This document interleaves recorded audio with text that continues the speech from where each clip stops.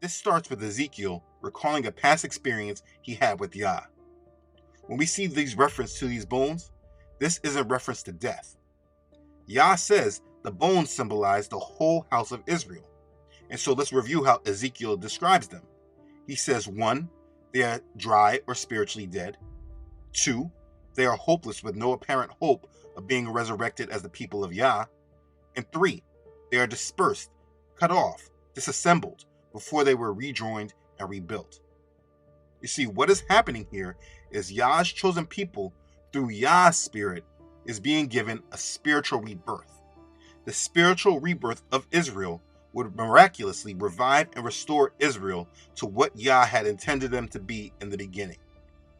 This was a vision depicting Yah's power and promise to restore and revive a dead people. And like I just showed, there are many that are saying that because of the current occupants of the land, this prophecy has been fulfilled. But this is not true. Let me tell you how you know this for sure. Currently, the occupants of the land are referred to as Jews. But Jews are just a portion of the 12 tribes. This prophecy is about the whole house of Israel being restored, as verse 11 says.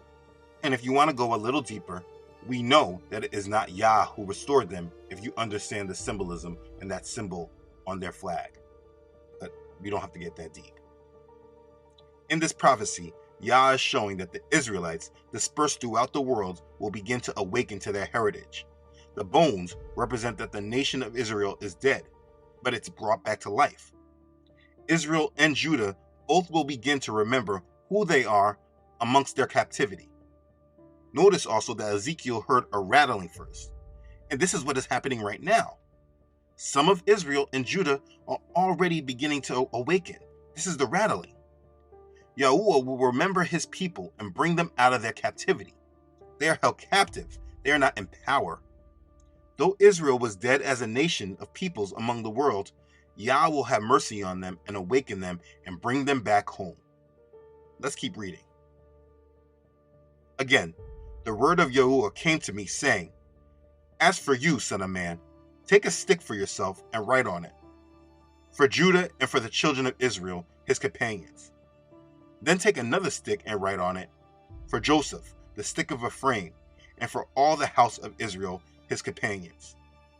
Then join them one to another for yourself into one stick. They will become one in your hand. And when the children of your people speak to you, saying, Will you not show us what you mean by these? Say to them, Thus says Adonai Yahuwah, Surely I will take the stick of Joseph, which is in the hand of Ephraim, and the tribes of Israel, his companions, and I will join them with it, the stick of Judah, and make them one stick, and they will be one in my hand. And the sticks on which you write will be in your hand before their eyes. That's Ezekiel chapter 37, verses 15 through 20. This portion shows that Yah will again unite the whole house of Jacob, Judah, and Israel. This is ending the split kingdom. I stopped and highlighted these scriptures to clearly show that this prophecy has not been fulfilled yet. This is prophecy. Let's keep going. Then say to them, Thus says Adonai Yahuwah, Surely I will take the children of Israel from among the nations, wherever they have gone, and will gather them from every side and bring them into their own land.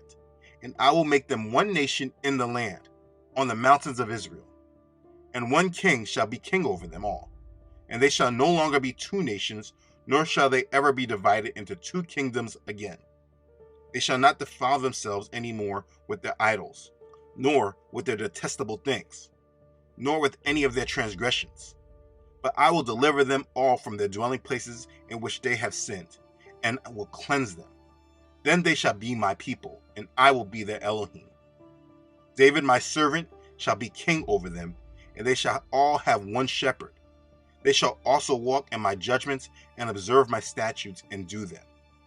Then they shall dwell in the land that I have given to Jacob my servant, where your fathers dwelt, and they shall dwell there, they, their children, and their children's children forever.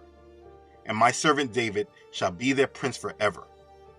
Moreover, I will make a covenant of peace with them, and I shall be an everlasting covenant with them.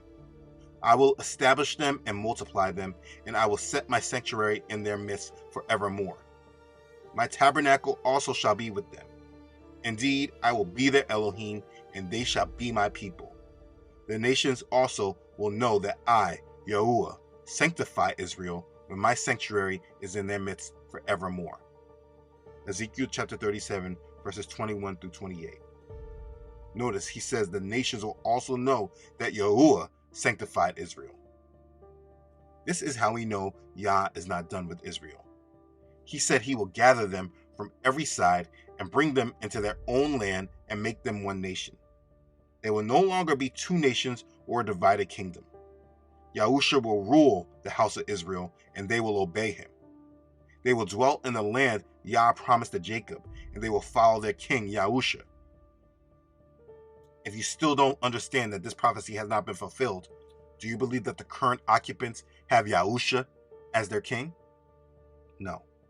YEHUA will rule the house of Israel, and they will obey him. Israel will be restored to him, and it will be through YEHUA, their king. Yah is not done with Israel, and it is important that everyone understands this. He prophesies about this multiple times.